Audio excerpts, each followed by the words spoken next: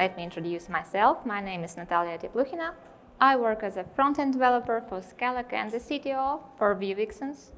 And I was a person who was promoted so hard in the first talk. I'm a bit confused about it. And I want to start from the point that I'm really tired of front-end framework wars. Because lately we had a lot of them. Comparing like NPM downloads, GitHub stars. Yeah, you remember this one, I know. And many other metrics. And every time I see another article like Angular vs React vs Vue, I'm very confused. Because in fact, every framework of Big 3 and outside of Big 3 has its own awesome features. And wouldn't it be wise to take these features and use them with a framework of your choice? My first front-end framework was AngularJS. I was working with it, and I liked it, and I planned to switch to Angular 2. And Angular 2 was released in September 14 of 2016. And 2 weeks later, Vue 2.0 was released. I tried it, and I really liked it. It was kind of instant love. But I continued working with an Angular because, well, need money, and Vue wasn't so popular like now. And there are some features in Angular I loved, and I still love now.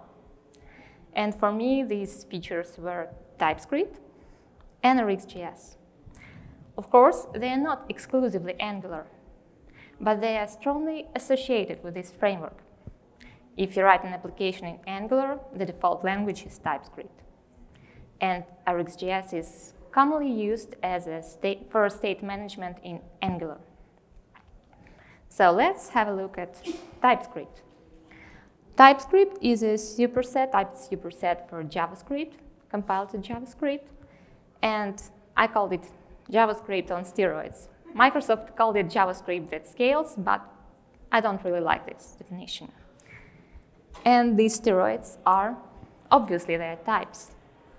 In TypeScript, you can add a type for pretty much everything.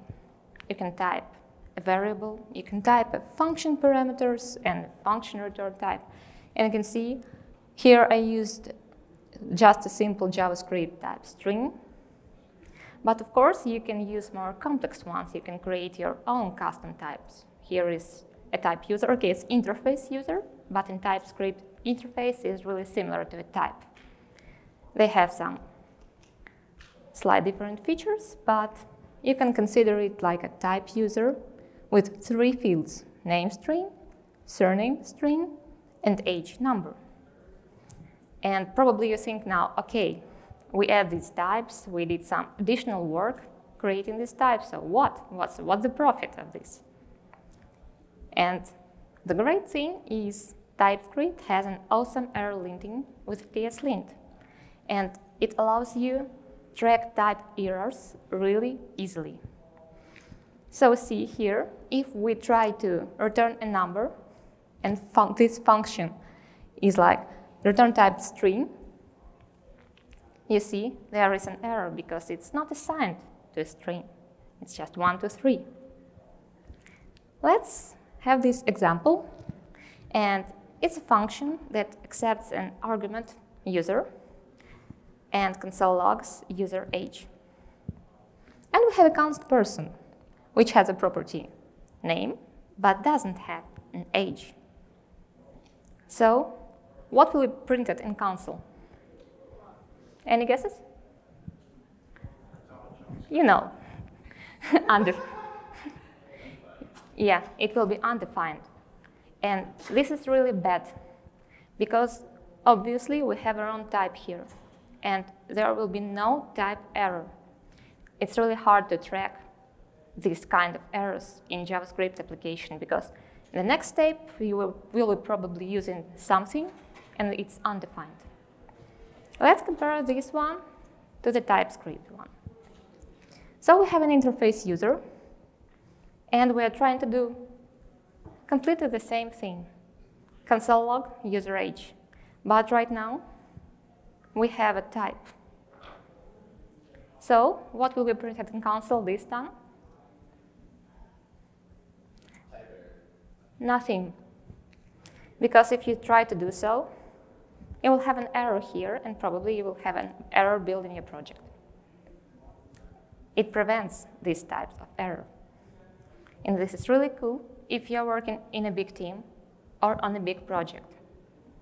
Because if you're just writing your code by yourself, you probably know all the types you have, all the parameters you have.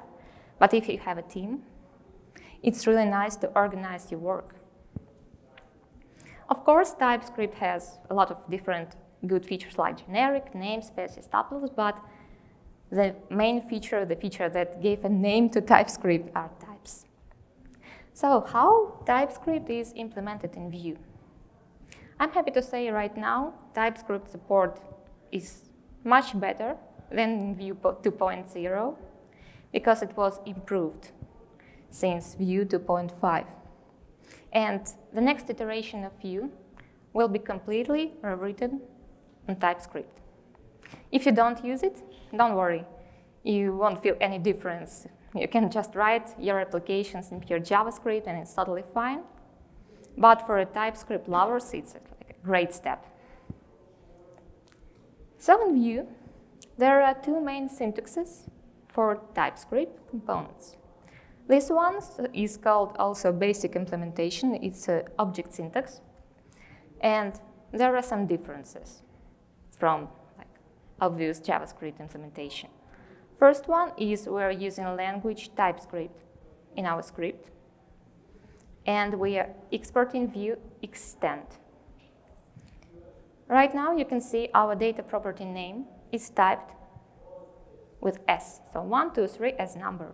And if you try to return this one in our method print name, you have an error because we are waiting string. More complex implementation and probably more familiar to people who has worked with Angular is a class style component. It uses property decorators for our components. So you see, there is no more object syntax, no more data, no more methods. We have variables and functions. So public name with a type number equals to 1, 2, 3. And we have a method print name. It's just a function returning this name. And we have an error again, obviously, because it's a string. And of course, TypeScript can be simply added with Vue CLI. Thanks to Vue CLI plugin TypeScript, it's one of the core plugins. If you want TypeScript support in your project, you can simply type Vue add Vue TypeScript, and there will be tsconfig JSON added to your project, and at Vue, we'll have a support of TypeScript. Pitfalls. There is nothing perfect, and for now, TypeScript implementation is not perfect as well. So first pitfall is plugins and libraries typings. If you want to use some third-party plugin and it doesn't have typings for TypeScript, you just can't do it, or you should write typings yourself. And the second one is Vuex. You can type Vuex, but it requires a lot of work to do it properly. And boilerplate will be increased. Second feature I really like is RXJS.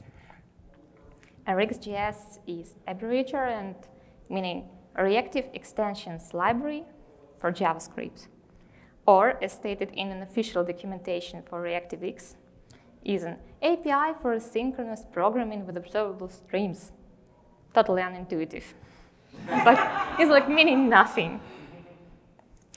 So why do we need this complicated thing? Why do we need it? Because there is a set of tasks every front-end developer is familiar with. User input, event handling, requests. They have some common feature, and this feature is concurrency. They are all asynchronous. That's why they are hard to implement and hard to work with. There is a key to understanding RxJS and how it works with this asynchronous thing, and it's thinking in streams. Stream is not something alien. Stream is just a collection of events and user input events. So user is typing on the keyboard. It's a collection of key up event. Caching data, API calls, tweets. Tweets are a perfect example of a stream because it's a collection of events, collection of tweets, and you can subscribe to them, you can react to them, you can like, you can retweet. So they're just a stream. So streams are a collection of events like array in JavaScript. And we have an awesome library with the methods to handling arrays in JavaScript. It's Lodash. You can think of RxJS as a Lodash for events. I will explain it in live demo part. Cornerstone of RxJS are observables. So what's observables? Let's have a look at JavaScript primitive types. So singular, synchronous, primitive in JavaScript is just a value. String, number, boolean, object, something. Plural, synchronous primitive is iterable of value, it's an array. Singular asynchronous primitive is promise. Promise will be resolved to value at some point or throws an error. But we miss a thing for plural asynchronous primitive. Observable should be there, and it probably might be there at some point because there is a proposal to TC39, but still not implemented, obviously. Let's compare observable to promise to see the differences. So here is a promise, and x-axis is a time. And at some point, promise will either resolve the value or throw an error. And it's a moment where promise is completed. It's an end of a promise. Let's have a look at observable. It emits values one by one. And at some point, observable is completed. But you can see this moment is different from latest emitted value. So we can emit values and then complete an observable.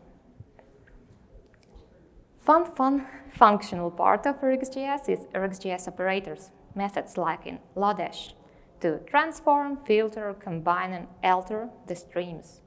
And there are a lot of RxJS operators, and when I say a lot, I mean it's really a lot of them. Of course, you don't need to learn them by heart. There is an awesome website, learn.rxjs.io. You can check all these methods there. Vue and RxJS. There is a library called vue.rx, written by Evan You, to use RxJS in your project. So if you want to do so, you need to install vue.rx and RxJS as a peer dependency, and then use vue.rx in your Vue instance. Or, and it's a shameless plug, you can use vue-CLI plugin RX because I have written it. And it will add all the dependencies, and if you want, it will create an example, a nice little component as a click counter. Okay, tricky part. Let's hope it will be loaded from Code Sandbox.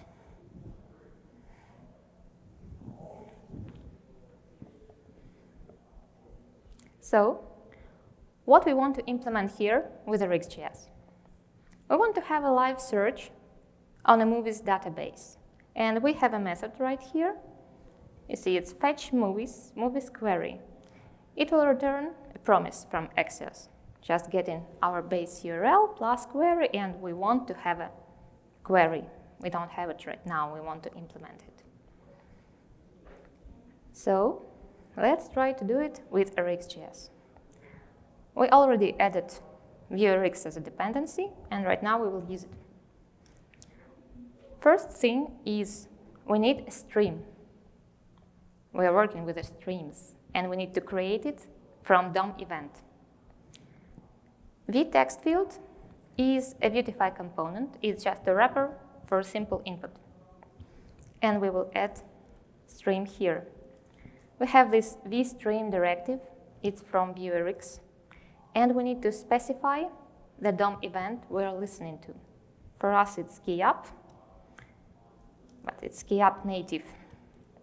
because we have this wrapper around our input element. And we need to provide a name. Let's name it search with a $sign. Why $sign? Because it's a common rule when you create a stream, when you create an observable, add a $sign at the end to distinguish it from your static values. Next thing, we need to, we created the stream, and we need to provide it to our Vue instance. To do so, we have this new property named DOM-streams, and we need to type the same name here, search with a $sign. And we are ready to subscribe to this stream and see what web values are emitted by it. We will create a subscription here. We need an array of results at the end. And let's make it just equal to the search. Okay, let's create a temporary div here to see the results.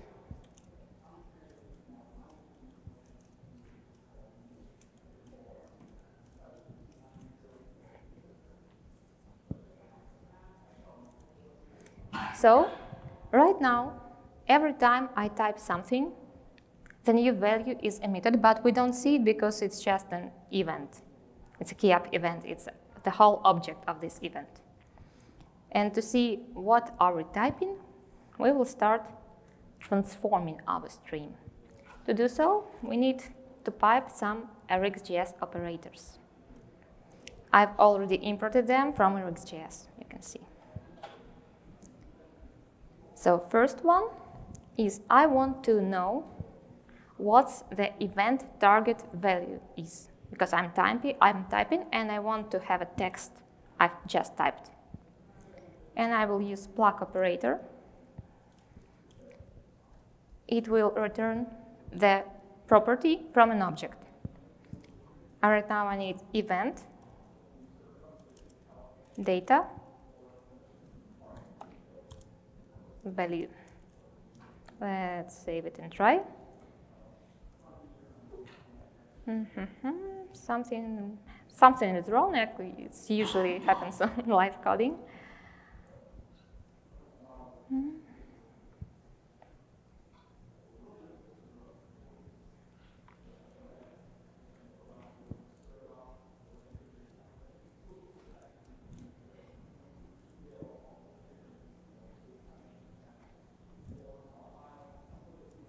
Okay, it's weird because we have no errors and no results. Let's try to replace it with a map.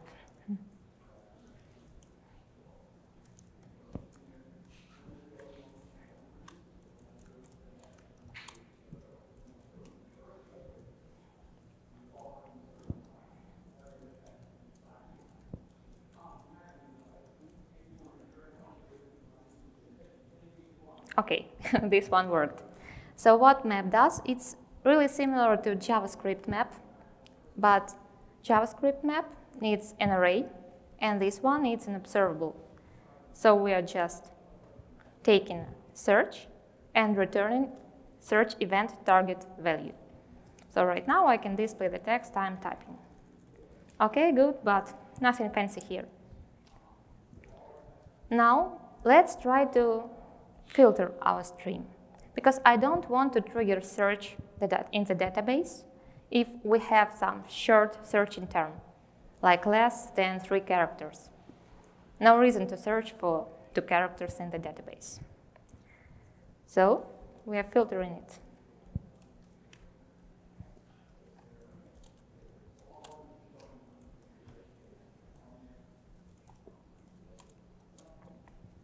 Right now, the value will be emitted only in case if value is longer than 2 characters. Let's try it. 1, 2, 3. 3 characters, and it's emitted. So it will search in the database in the future only if search term is longer than 2 characters. Nice. Let's try to add one additional thing. It's the bouncing. Because I don't want to trigger a search on every type of character. Imagine it's like 4 characters, 4 Axios get calls. Like 20 characters, a lot of API calls, and it's not effective at all. Let's add a debouncing. What this operator does, it will wait for half of a second after the last value was emitted. So if I try to type really fast, nothing is emitted. But if I stop and wait for half of a second, it's ready, it's emitted. And this one is really useful because debouncing is a pretty common feature if you want to debounce user input. And in RxJS, it's done really cool with one operator. Okay, now I think we are ready to try our search. We have this function for fetching movies, and it expects query string. Let's do switch map. Switch map is an RxJS operator that unsubscribes from previous observable, and we are observing, right now we are observing user input. And it subscribes to the next one. So we are looking at the user input and like, okay, we got it. Now we need to observe the results from API. So we have a query.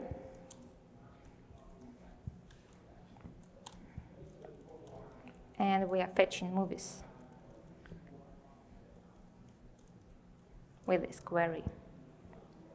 So we unsubscribe from user input and subscribe to the promise.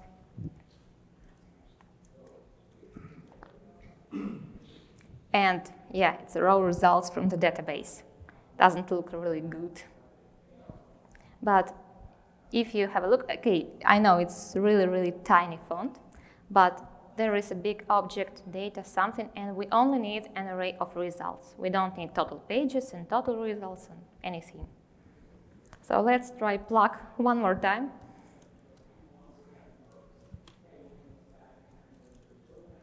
We need data, results.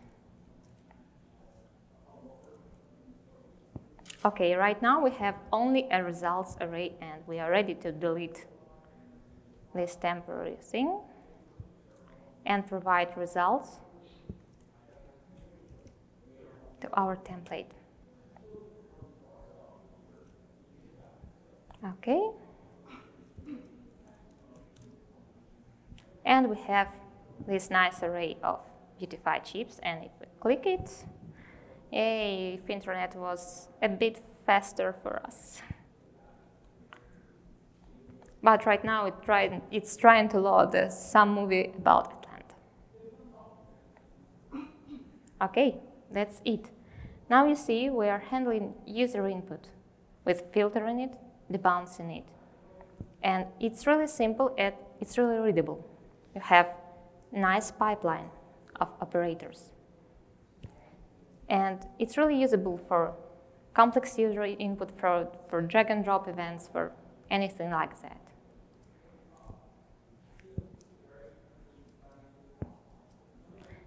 So that's it. Thank you. Do you have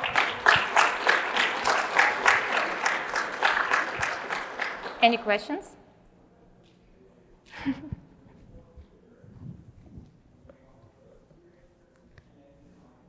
Okay, please. The pipe, they go in order, right? Is that the top to the bottom? Yes. Okay, so that's good. I have a question about TypeScript as well. I do not know anything about TypeScript. The one that you're saying that the user is saying is invalid. So basically, when you do not define one of the, is that the required property, it will say it's invalid? Why is it? It's not set as required. You can type it as any. Like, why does it know that you don't have, I think was that it didn't have name and it didn't like it? Why did that not go through? Ah, you mean about the user object and haven't... The user, and let's say it's not valid. If you give it a name, I think you did not give it an age. Yeah, and an age, because it expects the type user. You need to provide all the properties. If you want... there is a way to make it optional. You just need. Yeah, there is a way to make you can make them optional properties. You just need to add a question mark. If you add a question mark in the interface, like, okay, you want to have like maybe surname, and it's just an optional surname, question mark, and string.